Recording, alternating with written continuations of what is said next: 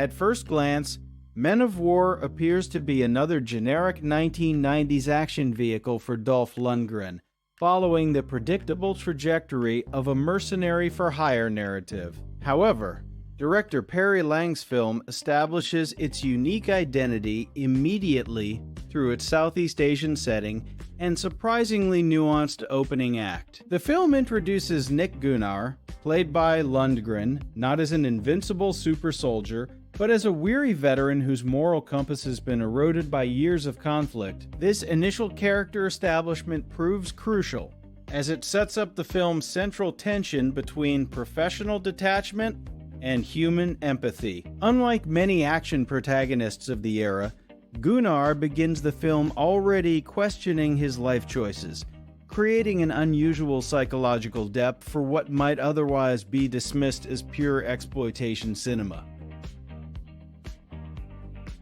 The film's narrative structure deserves particular attention for how it subverts genre expectations. Rather than moving directly into explosive action sequences, Men of War dedicates substantial screen time to the recruitment and training of Gunnar's mercenary team. This deliberate pacing allows for character development among the ensemble cast, including memorable performances from B.D. Wong and Charlotte Lewis. Each team member represents a different perspective on mercenary work, from cynical pragmatism to desperate economic necessity. This diversity creates a microcosm of post-Cold War military dynamics, where former soldiers from various backgrounds find themselves adrift in a world that no longer needs their specialized skills but continues to create markets for their violence.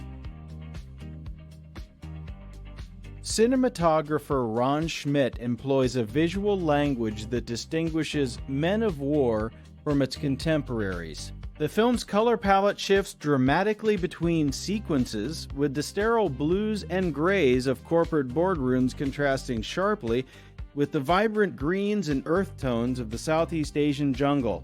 This visual dichotomy reinforces the film's thematic exploration of civilization versus wilderness, order versus chaos. Particularly effective are the handheld camera sequences during the training montage, which create a documentary-like intimacy with the characters. The cinematography never glamorizes violence, instead presenting combat as chaotic, messy, and psychologically damaging, a significant departure from the stylized action of many 1990s films. The film's central moral dilemma emerges when Gunnar's team discovers their mission's true nature: to violently displace indigenous people from their island home for corporate mining interests. This revelation transforms what appeared to be a straightforward military operation into a complex ethical quandary. The screenplay, written by John Sayles and Ethan Reif, carefully avoids simplistic moralizing. Instead, it presents competing perspectives: the mercenaries' need for payment versus the islanders' right to their homeland, corporate greed versus local tradition.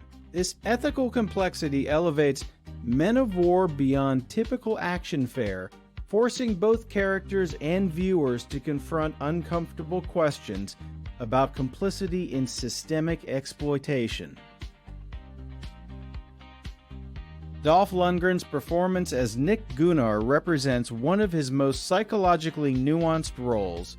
Unlike his iconic portrayal of Ivan Drago in Rocky IV, Lundgren here plays a character wrestling with profound moral ambiguity. His physical presence remains imposing, but it's the moments of vulnerability, particularly in scenes with Charlotte Lewis's character, that reveal unexpected depth. Lundgren conveys Gunnar's internal conflict through subtle physical cues: hesitation before violent acts, pained expressions when witnessing civilian suffering, and weary resignation when confronting his own moral compromises. This performance demonstrates that action stars of the era were capable of greater emotional range than they were typically allowed to display.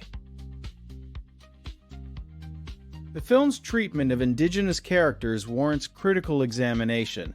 While Men of War avoids the most egregious stereotypes of noble savages, it still operates within certain problematic colonial frameworks. The islanders are largely presented as passive victims rather than active agents in their own story, with their culture serving primarily as moral backdrop for the mercenaries' redemption arc. However, the film deserves credit for at least attempting to give voice to marginalized perspectives, particularly through supporting characters who articulate the human cost of corporate expansion. This representation, while imperfect, was relatively progressive for mid-90s action cinema and reflects growing awareness of indigenous rights issues.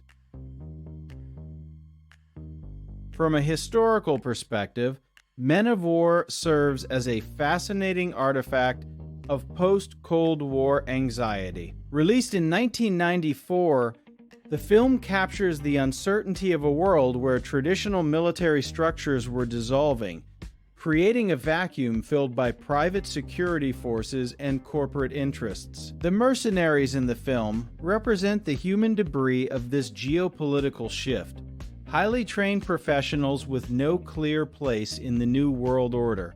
Their struggle mirrors real-world concerns about the privatization of warfare that would become increasingly relevant in subsequent decades. In this sense, Men of War proves surprisingly prescient, anticipating debates about military contractors that would dominate discussions of 21st century conflicts.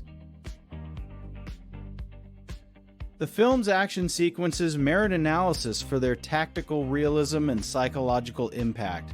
Unlike the spectacular, physics-defying set pieces of many contemporary action films, Men of War presents combat as exhausting, terrifying, and morally corrosive. The jungle warfare sequences emphasize disorientation and fear rather than heroic triumph.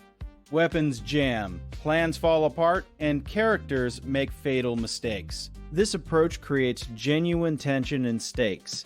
As viewers understand that any character could die at any moment, the violence has consequences that extend beyond physical injury, with several characters experiencing psychological breakdowns that the film treats with surprising seriousness for the genre. Perhaps the film's most significant achievement is its exploration of redemption within an amoral framework.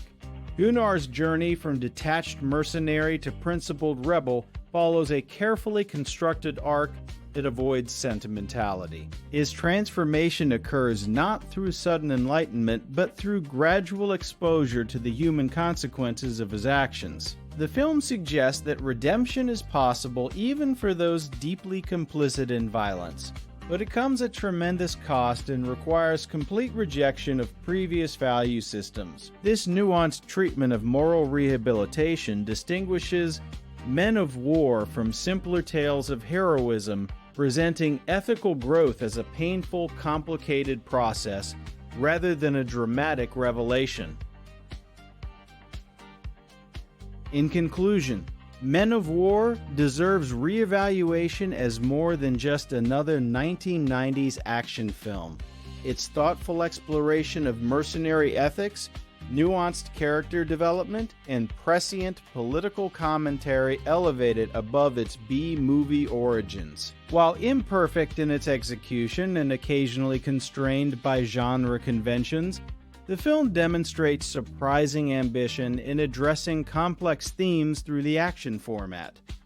For students of cinema, it offers valuable insights into how popular genres can engage with serious ethical questions. For general audiences, it remains an entertaining yet thought-provoking viewing experience that challenges assumptions about what action movies can achieve thematically and artistically.